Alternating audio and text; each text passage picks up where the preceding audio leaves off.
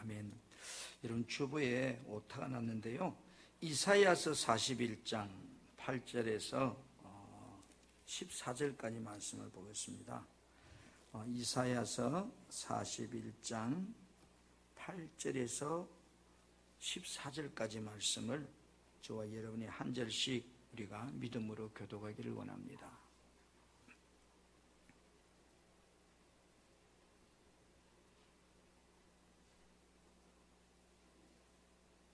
네.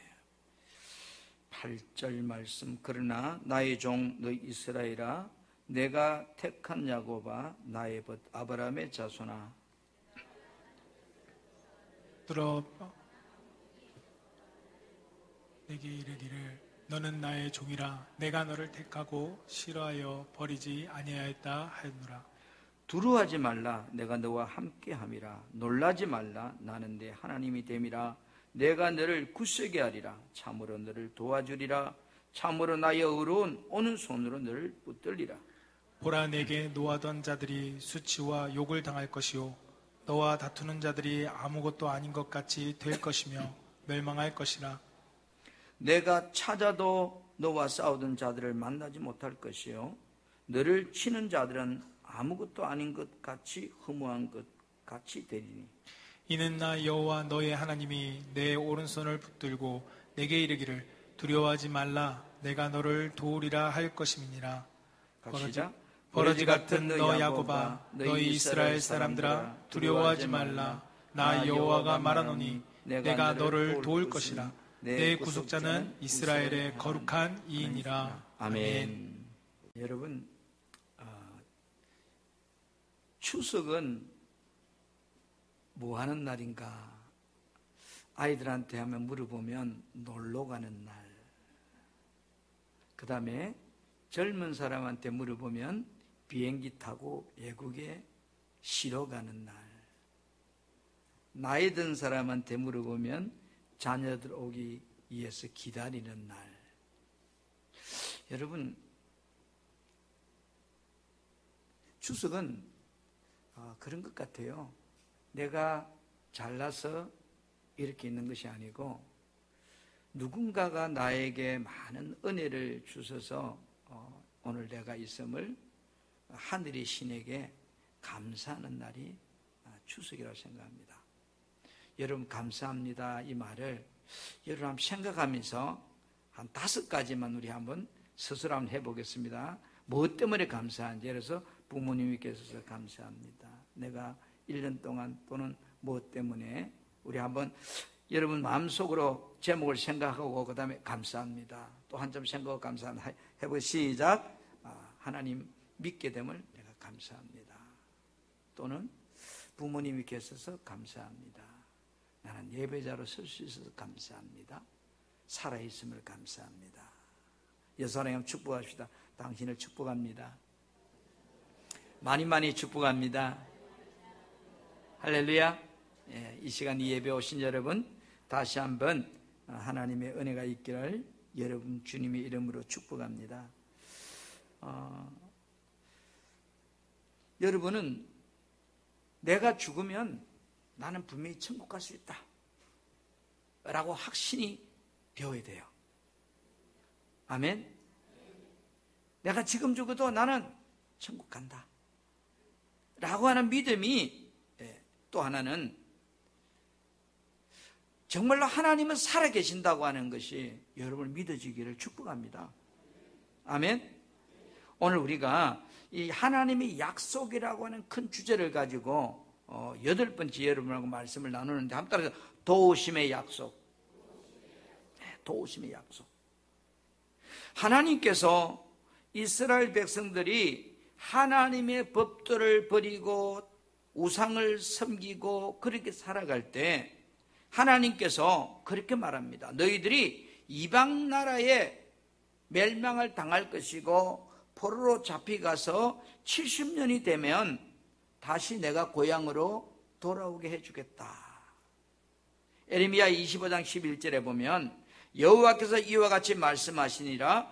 바벨론에서 70년이 차면 내가 너희를 돌보고 나의 선한 말을 너희에게 성취하여 너희를 이곳으로 돌아오게 하리라. 그렇게 말씀합니다. 여러분, 포로로 잡혀갈 때는 힘들었어요. 이제 바벨론을 잡혀가서 바벨론에 따라 한 70년 살다 보니까 적응이 다 되어버린 거예요. 생활이 익숙해졌어요. 그런데 70년이 차오자 다시 고향으로 돌아가서 무너진 성전을 재건하고 무너진 나라를 다시 우리가 돌아가서 재건해야 된다고 하니까 이들의 마음속에 두렵고 무슨 생각이 들었어요. 두려워하는 저들을 향해서 하나님께서 오늘 이사야 41장 8절에 이렇게 말씀하고 있습니다. 이스라엘 백성아, 너희는 내 종이다. 야곱의 백성아, 내가 너를 택했다. 너희는 내 친구 아브라함의 자손들이다. 내가 너희가 살던 땅으로 돌려보내서 나라를 다스리게 이루게 할 것이다. 내가 너를 도와줄 것이다. 그러니 두려워하지 말라. 놀라지 말라. 무서워하지 말라고 그렇게 말씀합니다. 여러분, 사람은 자신이 익숙하지 않은 일을 할 때 어때요? 두려움을 느껴요. 모세는 40이 되었을 때에 바로 왕의 아들로 살던 삶이 멈춰버립니다. 어느 날 히브리인과 애굽 사람이 싸우는 장면을 구경하게 된 거예요. 애굽 사람을 본능적으로 모세가 죽입니다. 그런데 이 사실이 탄로가 나자 그는 두려움을 느끼면서 살기 위해서 미디안 강야로 도망을 갑니다.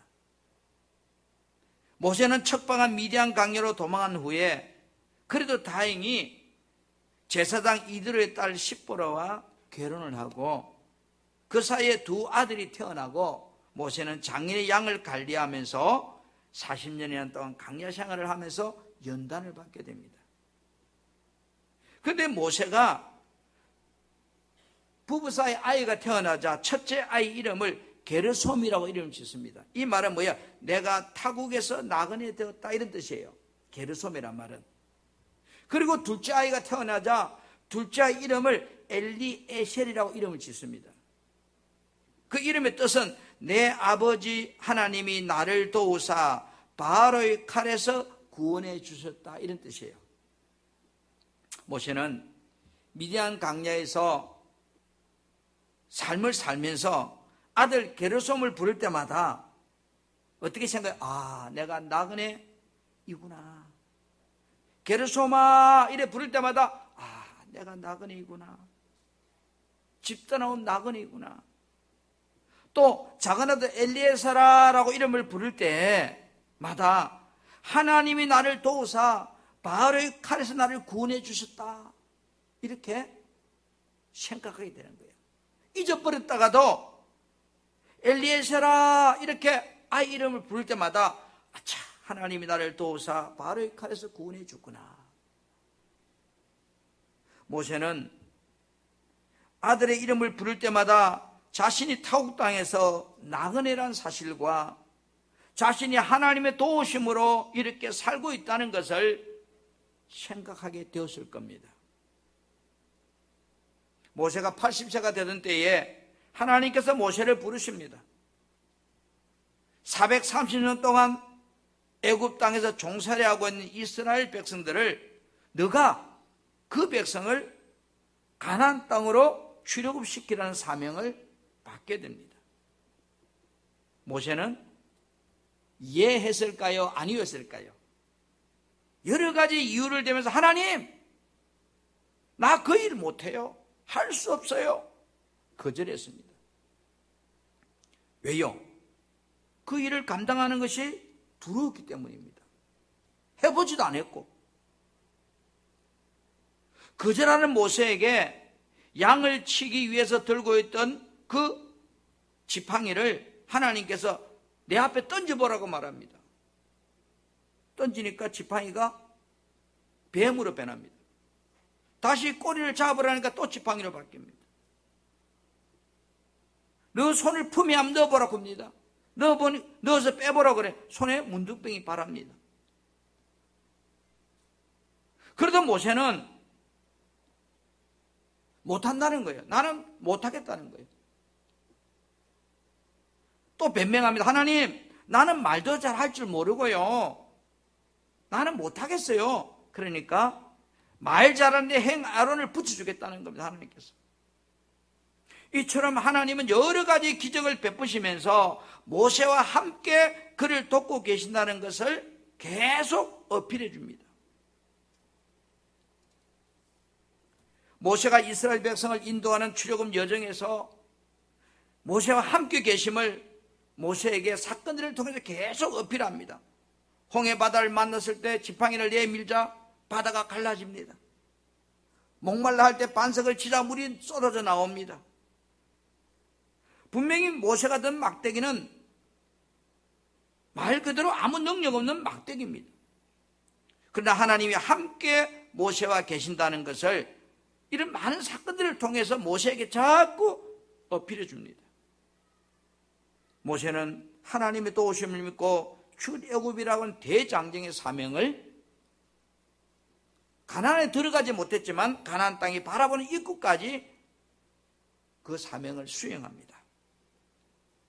여러분, 인간은 연약하기에 내가 생각하지도 못한 환경이나 자신의 힘으로 감당할 수 없다고 생각되면요, 본능적으로 두려워합니다.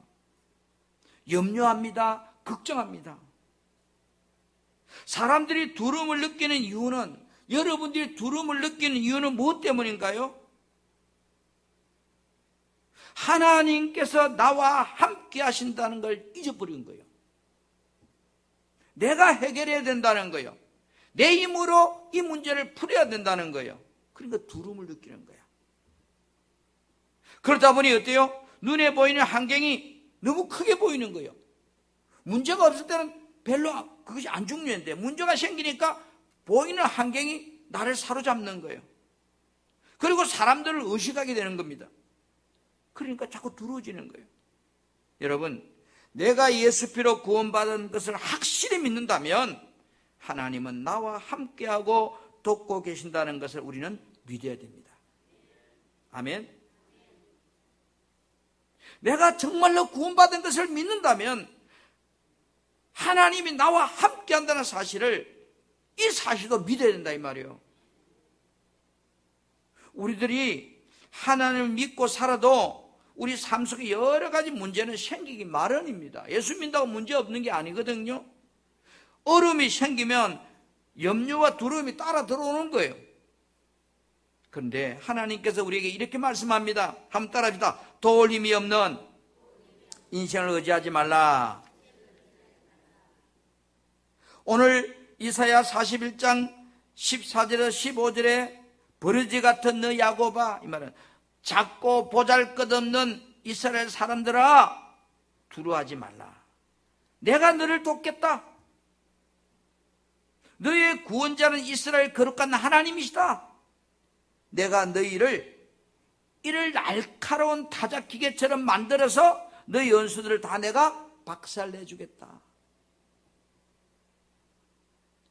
하나님께서 이스라엘아, 뭐 하지 말라고요? 두려워하지 말라. 내가 돕겠다. 오늘 여러분을 향해서 누구야? 두려워하지 말라. 내가 너를 돕겠다고. 하나님께서는 시편 118편 8절에 여호와를 신뢰하는 것이 사람을 의지하는 것보다 낫다고 말씀하고 있습니다. 시편 146편 3절에서 6절 말씀에다 보면 현대는 성경입니다. 근력 있는 사람을 의지하지 말며 도울 힘이 없는 인간을 의지하지 말라고 합니다. 5절에 야곱의 하나님을 의지하고 자기 하나님 여호와께 희망을 두는 자는 복이 있다. 어디에다 희망을 두라는 거예요? 하나님께 희망 두는 사람이 복이 있다. 왜요? 6절에 여호와는 천지와 바다와 그 가운데 있는 모든 것을 창조하신 분이시며 언제나 약속을 지키시는 분이다. 사람은 약속을 안 지키대요. 하나님은 하신 약속을 지키신대요. 우리들이 하나님의 도우심을 받기 원한다면 생명의 주인 되신 하나님을 나의 도움으로 삼겠다고 하는 믿음을 가져야 돼요. 이게 중요한 거예요. 우리들이 세상에 살아가면서 여러 가지 어려움을 당하게 됩니다. 그럴 때 우리는 어쩔 수 없는 연약한 사람이기 때문에 솔직히 말하면요, 눈에 보이는 사람 먼저 찾아갑니다. 의지하려고 하는 경향이 본능적으로 사람에게 있거든요. 문제가 생겼어요. 누구한테? 그래, 내가 아는 경찰서장님 있지, 그한테 전화를 해봐야지. 몸이 본능적으로 작동한다고요.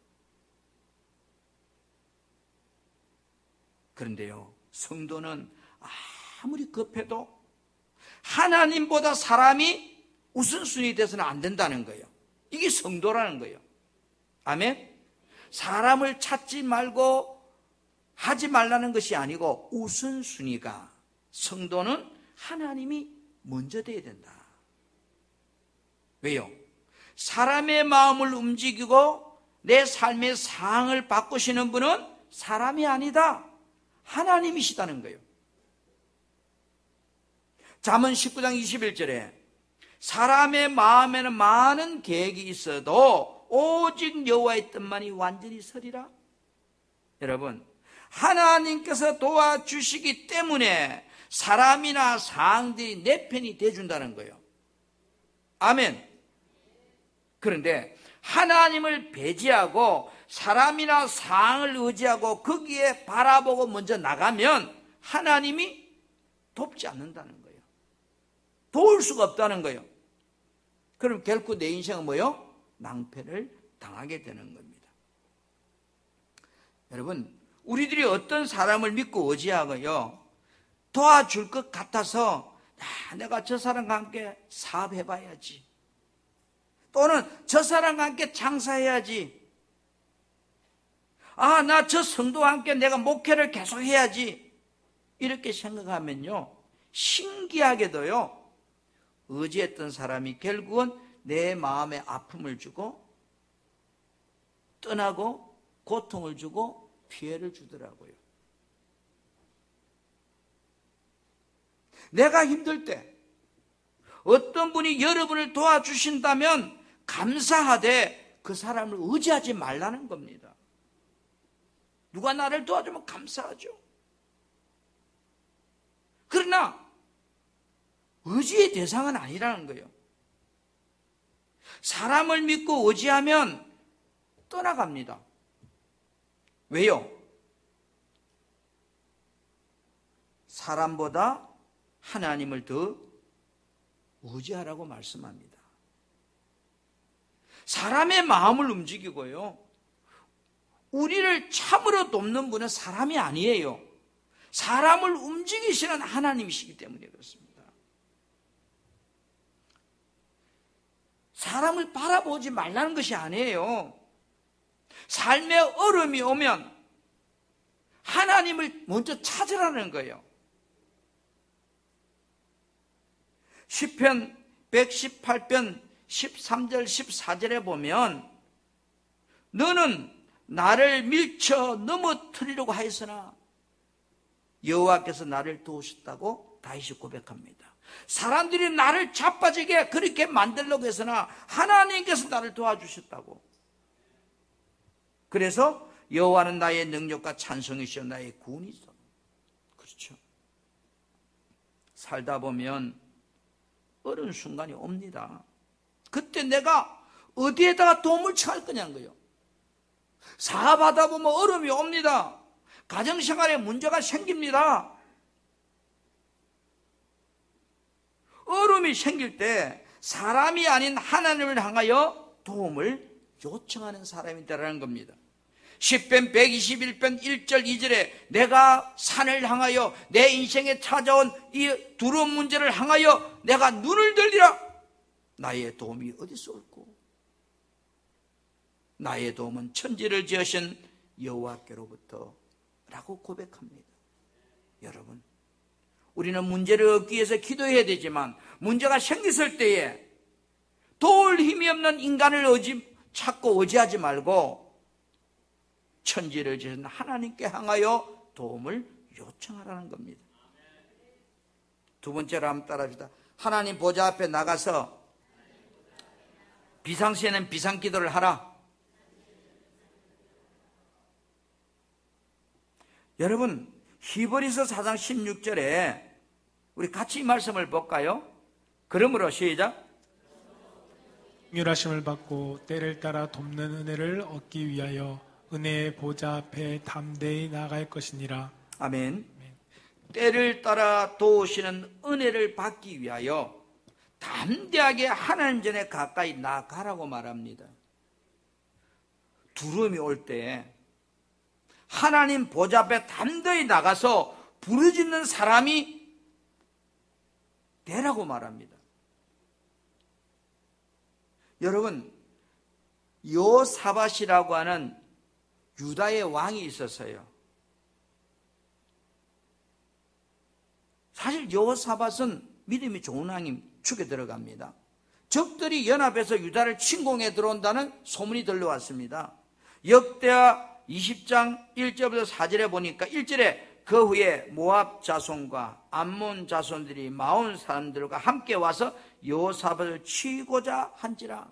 세계 연합군이 동맹을 해서 유다 나라 침공에 들어옵니다. 자, 적군이 침공해 온다는 소식을 들은 여호사밧 왕은 저들을 물리칠 자신이 없기 때문에 너무너무 두려웠습니다. 사람들이 두려움이 찾아오면 걱정합니다.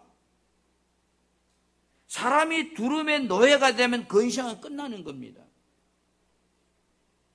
문제에 대한 지속적인 두려움이 여러분에 계속 생기면 그것은 마귀가 주는 거거든요.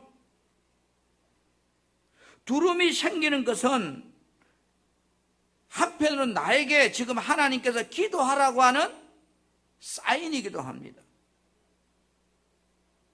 여호사밧은 적이 쳐들어온다는 이야기를 듣고 두려움이 몰려왔습니다. 그는 두려움만 떨고 있은 것이 아니고 어떻게 했을까요? 두려움을 느낀 여호사밧은 그 안에 밀려오는 두려움을 물리치기 위해서 우리의 도움이 천지를 지으신 하나님께 있다고 믿고 하나님께 나아가서 간구했다 이랬습니다. 역대하 20장 3절 4절 말씀을 같이 보겠습니다. 여호사밧이 들어와야 시작.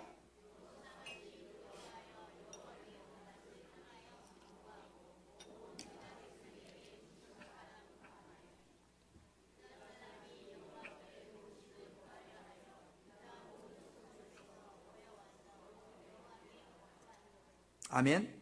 여기 간구라고 말은 부르짖다 그런 뜻이거든요. 소리 내어서 기도하다.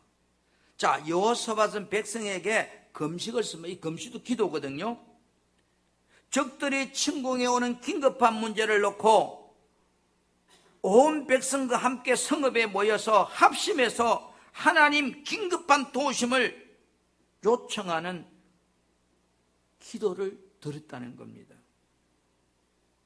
여러분, 아무리 삶이 어렵고 고통스러운 일을 만나도 기도가 살아있는 사람은요, 그 문제를 넉넉하게 해결합니다. 가정도 마찬가지예요, 여러분. 여러분, 가정이 살아보세요. 문제가 없어요? 살다 보면요, 별하별 크고 작은 머리 아픈 문제들이 많이 생깁니다. 그럴지라도 그 가정에 기도가 살아있으면 그 문제가 복으로 바뀝니다. 교회도 마찬가지입니다. 교회도 예수 믿는다고 문제 없어요? 교회 안에 들어오면 문제투성이에요. 사업장도 마찬가지입니다. 돈 벌려고 하는 사업장이기 때문에 다 욕심이 금복주 배마치 튀어나와 있어요. 아무리 큰 어려움에 처해 있다 해도 가정의 기도가 살아있다면, 사업장에 그 기도가 살아있다면, 교회의 기도가 살아있다면 어떤 문제도 그 문제는 풀립니다. 그러나 기도가 메말라버린 가정, 기도가 메말라버린 교회, 두려움의 공격 앞에서 절망으로 희생양이 되었단 말입니다. 얼마 전에 우리 몇몇 성도들 인해서 교회 아픔이 있었지만 우리 성도들이 밤마다 저녁에 모여서 합심하여 부르짖는 기도 모습을 보면서 이것이 전화위복으로 더 풍성한 은혜를 우리 교회에 주실 것이구나 하고 확신을 합니다. 문제를 어떻게 대처하냐는 거죠. 두려워하고 있느냐, 아니면 그 두려움이 몰려오는 그 문제를 향하여 내가 하나님 전에 나가서 기도하느냐. 결과는 하늘과 땅 차이입니다. 가정이나 교회나 사업장이나 여러분 개인이나 기도가 살아있다면 문제는 문제가 되지 않습니다. 문제는 더 큰 복으로 하나님이 바꿔주십니다. 여러분, 여호사밧은 적들이 쳐들어오는 긴급한 문제를 놓고 하나님께 이렇게 고백합니다. 역대하 20장 12절에 보니까 나의 하나님이여 그들을 징벌하지 아니하시나이까 우리를 치러 오는 이 큰 무리를 우리가 대적할 능력이 없고 어떻게 할지도 모르겠고 그래서 오직 주만 바라봅니다. 그렇습니다, 여러분. 우리 삶에 원하지 않는 어려움이 찾아오면 당황스럽습니다. 어떻게 해야 될지 답답합니다. 여호사밧처럼 내가 어떻게 할 줄 모르기 때문에 내가 주님만 바라봅니다. 이게 여호사밧의 고백입니다. 그리고 역대하 20장 20절부터 22절 말씀을 제가 여러분에게 봉독해 드립니다. 현대인 성경인데요. 다음날 아침 일찍 유다군이 더구와 강야를 향해 출발하려고 할 때, 왜 적이 쳐들어오니까 우리도 싸우러 가야 되잖아요. 이길 수 없어도 싸우러 가야 되잖아요. 당할 수 없으니까. 싸우러 나갈 할 때 여호사밧이 서서 백성들에게 소리칩니다. 유다와 예루살렘 모든 백성 여러분, 내 말 들으십시오. 여러분은 여러분의 하나님을 신뢰하십시오. 그러면 여호와께서 여러분을 붙들어 주실 것입니다. 여러분은 그의 예언자 주의 종들을 신뢰하십시오. 그러면 여러분이 승리할 것입니다. 여호사밧은 백성들과 의논한 후에 찬양대를 조직합니다. 쉽게 말해서 노래로 기도할 사람을 모집합니다. 조직하고 그들의 예복을 입히고 그들이 진군하는 부대 앞에, 여러분 싸움하러 가는데 총 들고 앞에 가야 되는 사람이 총이 아니고 노래하는 찬양단이 앞에 갑니다. 요단강을 건널 때도 법궤가 앞서가고 여리고성을 돌 때도 보니까 법궤가 앞서갑니다. 군사가 먼저 가는 것이 아니고, 오늘 여기도 여호사밧도 3개 연합군을 무찌르러 어쩔 수 없이 싸우러 나가는데 제일 앞에다가 하나님을 찬양하는 기도팀을 앞세우고 기도하며 나갑니다. 그리고 이렇게 찬양하라고 말합니다. 이렇게 기도하라 이 말이에요. 여호와께 감사하라. 그의 하나님은 영원하다. 여호와께 감사하라. 여러분, 추석은 하늘의 신에게 감사하는 날이에요. 내가 뒤돌아보니까 어려움 속에서도 감사. 오늘 여호사밧은 하나님께 감사라고 노래합니다. 찬양대가 찬송을 부르자 여호와께서 침략군들을 혼란시켜서 자기들끼리 서로 치게 합니다. 재미있는 것은 암몬 사람과 모압 사람이 한패가 돼서 에돔 사람을 싸웁니다. 그리고 이제 에돔이 다 전사하자 다시 모여 암몬과 모압 사람이 저끼리 싸웁니다. 그래서 다 죽여버립니다. 저들이 하나님께 긴급하게 부르짖는 기도에 하나님은 응답해 주었습니다. 이 사건이 있은 후 여호사밧이 왕으로 있는 동안 나라가 태평했다라고 그렇게 성경 기록하고 있습니다. 역대하 2장 3절 여호사밧의 나라가 태평하였으니 이는 그의 하나님이 사방에서 그들에게 평강을 주셨습니다. 아멘. 가정이나 교회에 여러분 살다 보면 문제가 없으면 좋겠는데 문제가 생깁니다. 그때 주의 제단에 나아가서 부르짖으라고 말합니다. 급하면 급하다고 기도하라는 겁니다. 하나님은 어떤 어려움도 다 극복함으로써 더 큰 복으로 채워주시는 겁니다. 여러분, 급할 때 하나님 전에 나가서, 교회에 나가서, 하나님 나 급해요, 나 급하다고요, 하나님 당신의 도움이 필요하다라고 부르짖으라는 겁니다. 우리가 잘 아는 야베스란 사람, 야베스란 사람은요, 자신이 처한 그런 급한 고통의 문제를 하나님께 도와주려고 보좌에 나가서 기도합니다. 역대상 4장 10절에 보니까 짤막하게 나오는데요, 야베스가 이스라엘 하나님께 아뢰어 이르되 주께서 내게 복을 주시려거든 나의 지역을 넓히시고 주의 손으로 나를 도우사 나로 환난에서 벗어나 근심이 없게 하옵소서 하였더니 하나님께서 그의 구하는 걸 허락했더라. 짤막한 한 절 나옵니다. 우리나라 사람들은 이름을 지을 때 그 아이가 이렇게 되기를 원하는 마음을 가지고 이름을 짓습니다. 그죠? 근데 유대인들은요, 그 이름을 지을 때 그가 처한 환경이나 그런 조건들을 가지고 이름을 지어요. 그래서 이 야베스란 말은 히브리 말로 아차브라고 하는 단어입니다. 고통, 슬프다 이런 뜻이에요. 그럼 야베스가 태어날 때 그 환경이 잘은 모르지만 엄청나게 고통이었던지 힘들었던지 슬픔이 있었다든지 그런 의미를 가지고 있는 거예요. 그런데 야베스는 자신의 삶에 지금 처해 있는 이 고통에서 자기를 벗어나게 해주라고 간청합니다. 그런데 야베스의 그 기도의 자세가 어땠는지를 그 말씀 속에 보면 있거든요. 야베스가 이스라엘 하나님께 아뢰어 이르되 이랬거든요. 성경에 보면 아뢰어 이르되, 이 아뢰어란 말은 히브리 말로 카라고 하는 단어예요. 카라. 이 말은 부르짖다, 선포하다. 야베스는 절박한 심정으로 지금 이제 하나님께 간절히 절규하듯이 이 환난에서 나를 좀 벗어나게 해주라고 하나님께 부르짖었다 이런 뜻이에요. 그렇게 하였더니 하나님이 그가 구하는 것을 허락하였다. 여러분, 아프면 아프다고 말하세요. 그게 믿음이에요. 힘들면 힘들다고 말하세요. 우리들이 삶이 비상시에는요, 여호사밧처럼 야베스처럼 비상적인 자세로 하나님께 전에 나오라는 겁니다. 하나님의 도우심을 믿고 나는 지금 하나님 당신의 도움이 필요합니다라고 주의 전에 나가서 기도하라는 겁니다. 여러분, 다윗도 보세요. 하나님 나 긴급해요, 속히 좀 도와주세요, 그렇게 기도하거든요. 시편 22편 19절에 여호와여 멀리하지 마옵소서, 나의 힘이시여 속히 나를 도우소서.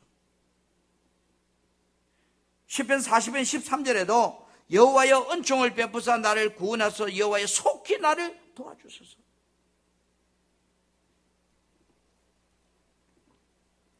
여러분, 삶의 이 길을 만날 때 솔직하게 기도해야 됩니다. 믿음이 없으면, 여러분, 근데 참 이상해요. 믿음이 없으면서 체면 때문에 믿음 있는 척하면서 버티는 사람이 있습니다.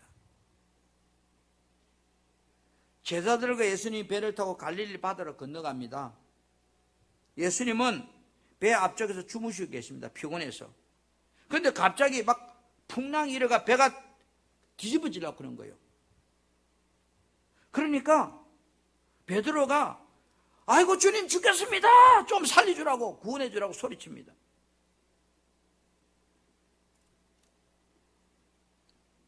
여러분, 예수님께서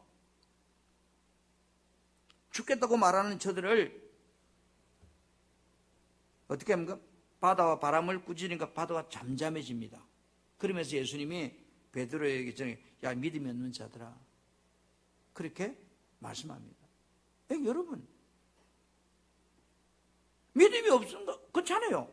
문제는 믿음이 없는데 기도 안 하는 게 더 문제죠. 살다 보면 우리 인생에 위기가 오고 삶이 어려움이 옵니다. 물질에 쪼달림도 오고 원하지 않던 일도 생기고 아이들 때문에 힘도 들고 사업장 때문에 고통도 당하고, 세상 사람들은 급하면 어떻게 합니까? 굿합니다, 굿.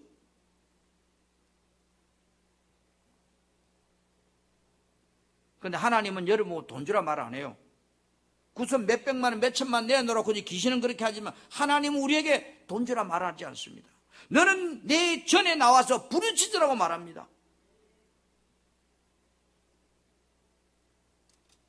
여러분 다시 봅니다. 히브리서 4장 16절 말씀,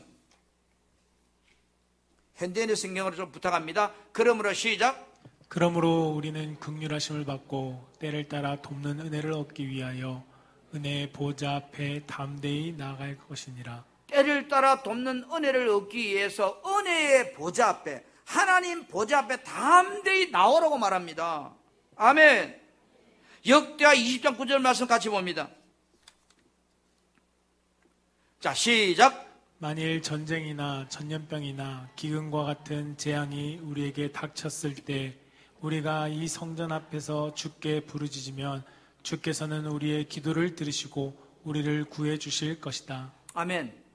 여러분, 우리에게는 하나님이 계십니다. 그 하나님을 주의 전에 나와서 찾으라고 말합니다. 구하라고 말합니다. 주님, 나 당신의 도움이 필요해요. 나 너무 힘들어요. 지금 도와주세요. 물론 집에서 기도해야 되지만 성경은 주의 전에, 주의 보좌 앞에 나와서 너희는 부르짖으라고 말합니다. 최소한 우리는 집에서 교회까지 걸어오는 수고는 해야 된다는 거죠.